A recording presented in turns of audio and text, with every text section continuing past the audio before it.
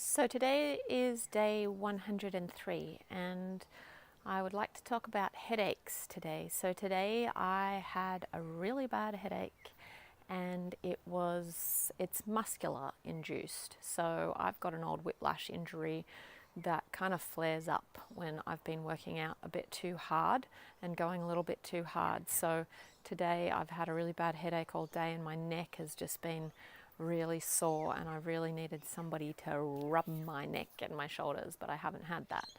And what I wanted to talk about headaches is the mental state that it can put us in. And I know from my experience when I get headaches, because I have a history of migraines, so I don't get regular headaches, I get really, really, really shockingly bad headaches. And what can happen when I get a headache is I get very depressed because life seems incredibly difficult when I'm in that much pain. And what I can do when I'm in that much pain and when I have these kinds of headaches, I can tend to get really depressed because I'm going into the future and I'm thinking about what I have to do for the rest of the day or what I have to do in the next day or the following weeks or what's to come, and I get really overwhelmed because I'm tired, because the pain makes me tired and I'm in that much pain that life just seems really hard to deal with. So I can get really depressed because I am just going down this pathway of this kind of mental freak out because everything seems so overwhelming and so hard to do because I'm in that much pain. So quite a few years ago, I kind of learnt to notice when that was happening to me, when I had a headache, and really notice, okay, Soph, you've got a headache, do not think about the future. It's like my moment to give myself permission to just take a day off from anything that is going to come in the future at all. And so I just say to myself, you know what, you don't have to think about that. You've got a headache today. Don't think about the future. Don't think about what's to come. Just get through this moment. Just be here with your body. Just allow yourself now. And that really, really helps my mental state. It helps me to stop being depressed. It helps me to stop the overwhelm and the anxiety when I have a headache. And it just helps me to get through the day and be present and more calm. So that's a really, really good tip for any of you out there who do suffer from headaches and find that you're getting really depressed when you get these really bad headaches. Just remember that when you have these really bad headaches, unless you're, doing something like traveling on a plane or have to deal with something that is, calling at your attention to put your attention in the future, if you don't have to do that and you can just deal with what's at hand, just remember that you don't have to think about the future. You don't have to think about what you're going to do tomorrow or how you're going to do this or how you're going to do that. Just get through the day, get through the moment, allow yourself to just be in the moment and just say, I've got a headache. I can't think about the future. It's too overwhelming. I'm just going to get through today. And tomorrow will come. Tomorrow's always going to come. It's there. Well, hopefully it's going to come. It's there. It'll come. However, today, you have a headache, just allow yourself to be in this day, to be in today. And I really find that will stop me from getting depressed, it stops me from getting overwhelmed, and it just allows me to be in the moment, to be in the day, to be in pain, and to do whatever I need to do on that day. So today, even though I have been practicing this for quite a few years now, I still had to remind myself that, you've got a headache, you don't have to think about that today. It is still really easy to get into the mindset of, I've got to do this, I've got to do that, especially when you're in your own business and you've got a lot of responsibility and, you've got to get things done, blah, blah, blah. But however, today I was just like, what can I do? What is easy for me to do? What is easy for me to accomplish? What can I leave out? What can I leave behind? What can I leave for tomorrow? And do I really need to feel bad about not doing this or that?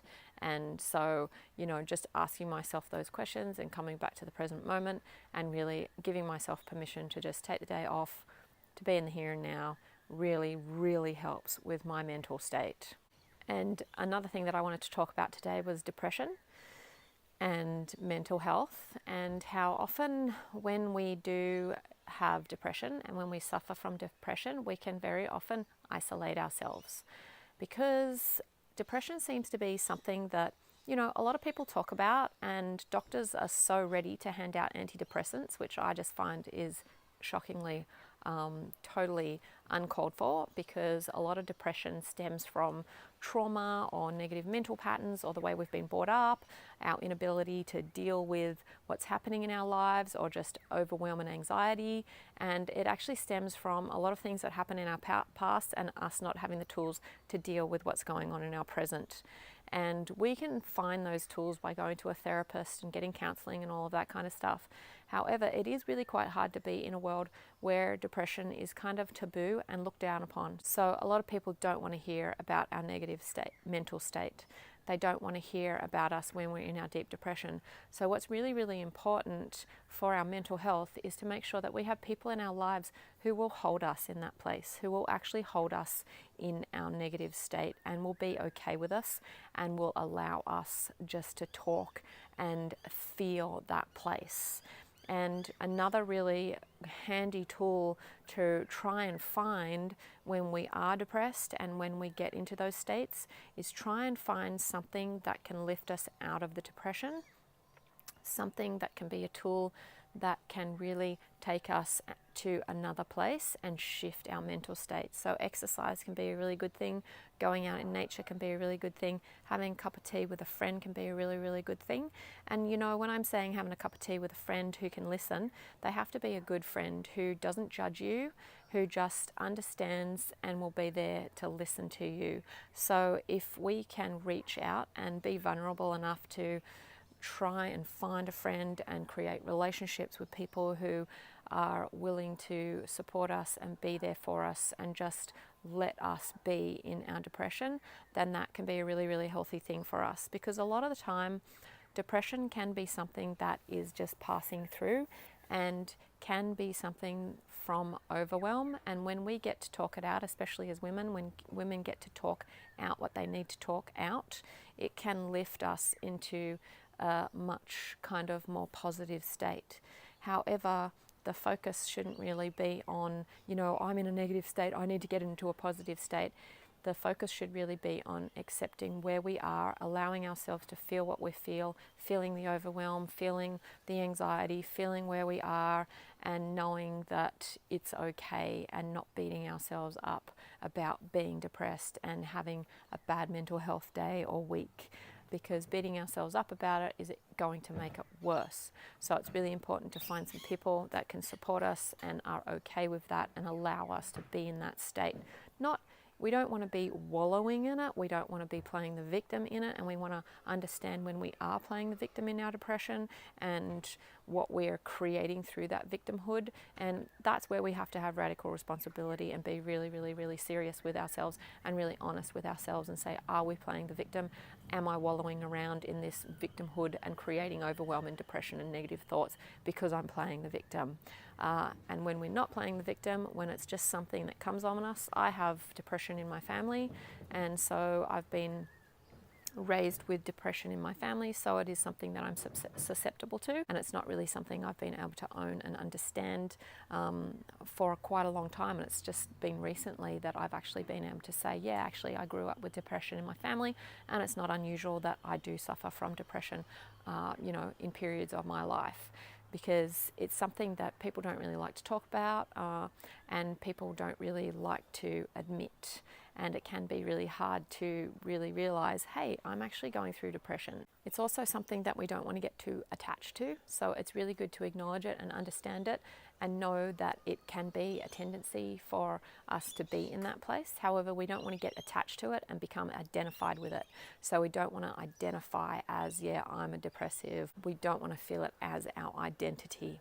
We don't want it to own us and to have complete control over us. So using different language, as in, yeah, depression comes and visits me sometimes, or, sometimes I get depressed, or not saying, I'm a depressive, and, labeling ourselves as a depressed person, because that's kind of hanging on to it, and we can also create victimhood by doing that. So understanding that it's just something that is passing in our lives.